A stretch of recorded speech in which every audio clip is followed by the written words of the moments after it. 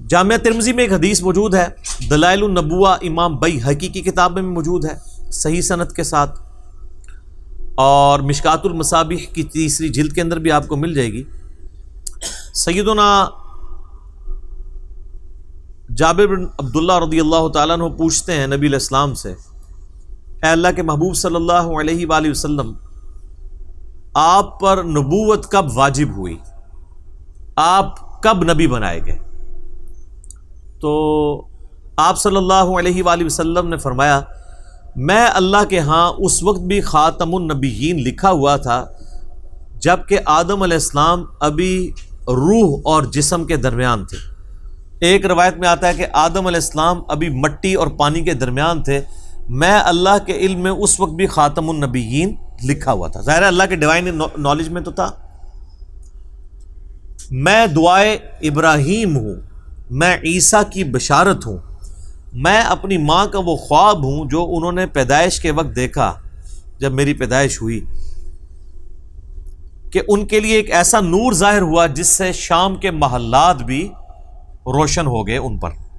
یعنی نبی علیہ السلام کی پیدائش کے وقت آپ علیہ السلام کی والدہ کو خواب کے ذریعے یہ بشارت دی گئی کہ آپ سے جو بچہ پیدا ہونے والا ہے اس کی حکومت بالآخر رومن امپائر کے اوپر بھی حاوی ہو جائے گی۔ اور پھر لوگوں نے دیکھا۔ تو لیکن یہ جو ہم جس نبوت کے یعنی مبعوث ہونے کا ذکر کر رہے ہیں وہ نبی علیہ السلام کی مبارک زندگی کے 40ویں سال کے بعد کا معاملہ ہے۔ آپ علیہ السلام پیدائشی طور پر پیغمبر تھے لیکن مبعوث نہیں ہوئے تھے، اللہ کی طرف سے آپ کی بعثت نہیں ہوئی تھی، اللہ کی حفاظت میں ضرور تھے۔ نبی تو اللہ کی حفاظت میں ہوتا ہے، لیکن نبی کو یہ خود نہیں پتا ہوتا کہ میں اللہ کا پیغمبر ہوں جب تک کہ اللہ اسے مبعوث نہ کرتا۔ سورہ الشورى میں واضح ہے، ما کنت تدری ما الکتاب ولا الایمان۔ اے نبی، قرآن کے نزول سے پہلے نہ تو آپ کتاب سے واقف تھے اور نہ ایمان کی تفصیلات کو جانتے تھے، بلکہ اللہ نے اس کتاب کو آپ کے لیے ہدایت کا ذریعہ بنایا۔ وَإِنَّكَ لَتَهْدِي إِلَىٰ صِرَاطٍ مُسْتَقِيمٍ، اور اب آپ بھی لوگوں کو سیدھے راستے کی طرف بلاتے ہیں۔ حتیٰ کہ صحیح بخاری میں سیدنا ابو بکر الصدیق رضی اللہ تعالیٰ عنہ کا ایک بڑا خطرناک قسم کا خطبہ موجود ہے۔ خطرناک میں اس لیے کہہ رہا ہوں کہ پاکستان میں 295C لگی ہوئی ہے، ورنہ حضرت ابو بکر میں فٹ کر دیتے ہیں جو انہوں نے ڈاکٹرائن بتائی ہوئی ہے۔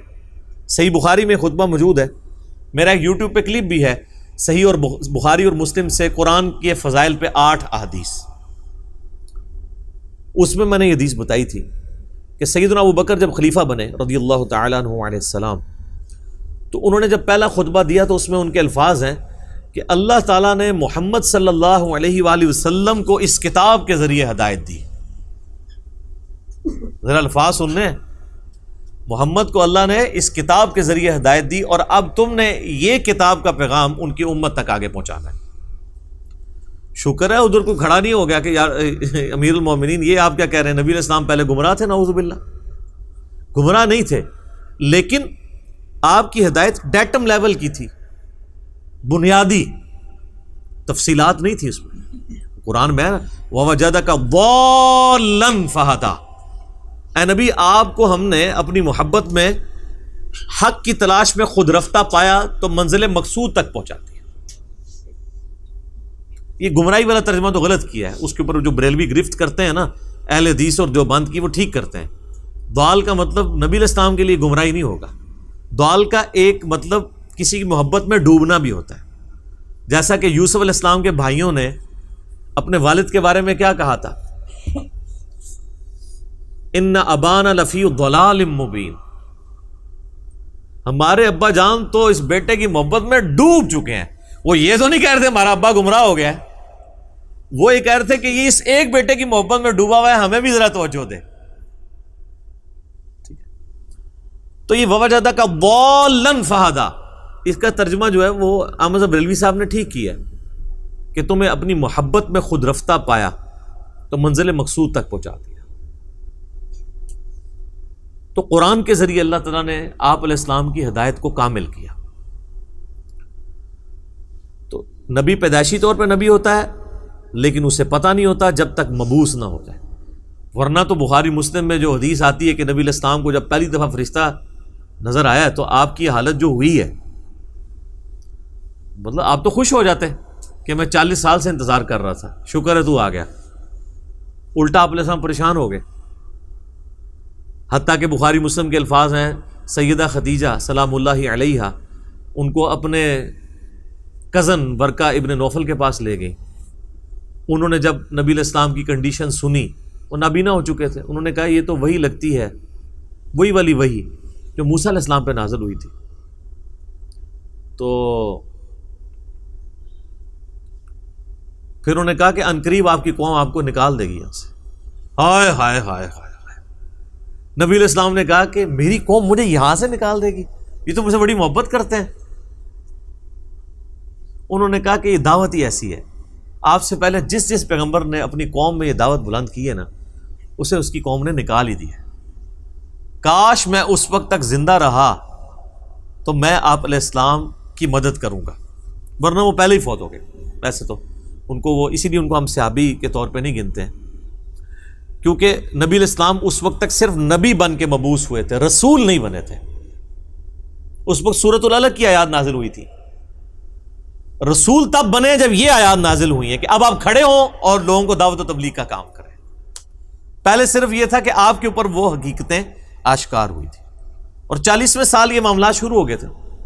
صحیح مسلم میں حدیث ہے کہ نبی علیہ السلام نے فرمایا کہ میں اس پتھر کو بھی پہچانتا ہوں جو بعثت سے پہلے مجھے سلام کیا کرتا تھا. تو آپ کو اشارے ملنے شروع ہو گئے تھے کہ آپ کے ساتھ کوئی ایکسٹرا آرڈنری معاملہ ہونے والا ہے. ورنہ آپ دیکھیں نا، آپ گزر رہے ہوں اور پتھر آپ کو سلام کر رہا ہو تو بندے کو ایک بار یعنی چیزوں کا آئیڈیا ہونا شروع ہو جاتا ہے کہ کوئی میرے ساتھ ایکسٹرا آرڈنری. اور پھر آپ دیکھ لیں کہ آپ علیہ السلام پہ جب یہ سارے معاملات ہوئے نا تو اللہ نے آپ کا دل کیسا مضبوط کیا ہے کہ ایک لمحے کے لیے بھی آپ کو یہ خیال نہیں آیا کہ میں کسی غلط راستے پہ چل رہا ہوں. ایکسپیرینس واقعی پہلا تھا، اس کی وجہ سے آپ پریشان ضرور ہوئے، لیکن آپ کا کانفیڈنس کبھی لوز نہیں ہوا کہ یہ کیا ہو رہا ہے.